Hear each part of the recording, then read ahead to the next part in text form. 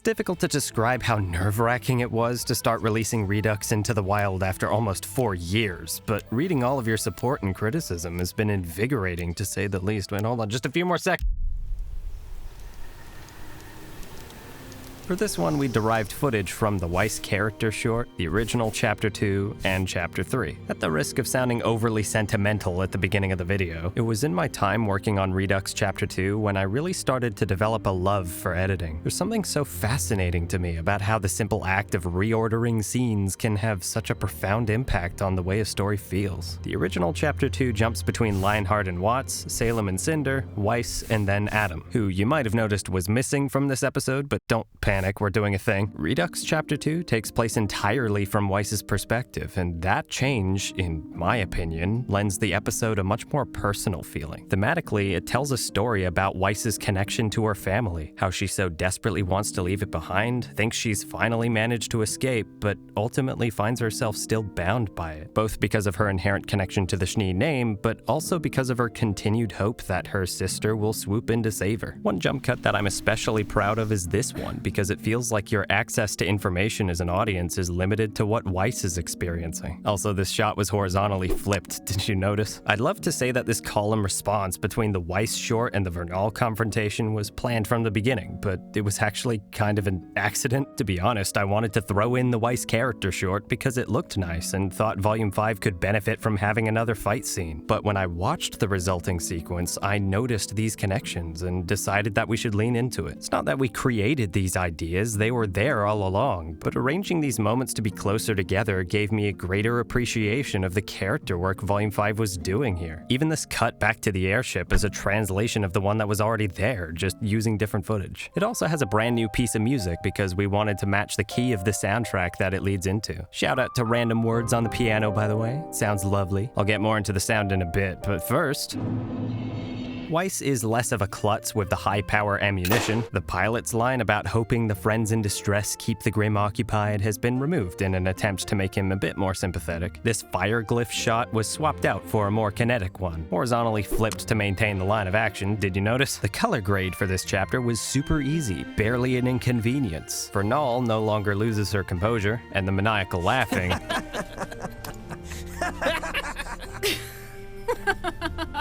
What's your humor setting, Towers? That's 100%. Let's bring it on down to 75, please.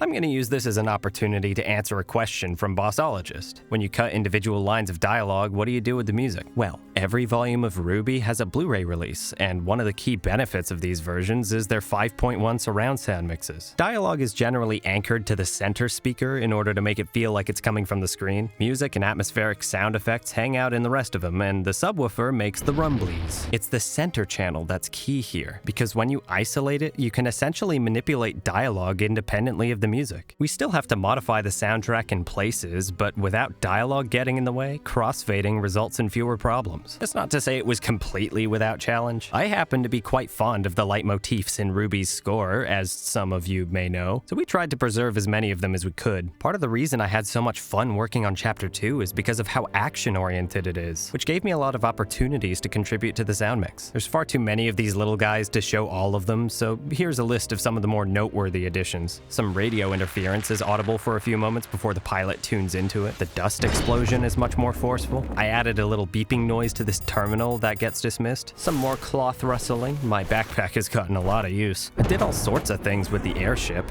Flyby noises, the engine revving up or switching gear, the cargo door opening, or just the sound of the engine itself, which is actually just my PC fan slowed down. The sounds of the forest, stabbing, whooshing, a little bite from the Beowulf, objects whipping past the camera, and a little sword swish using a knife and a straightening edge.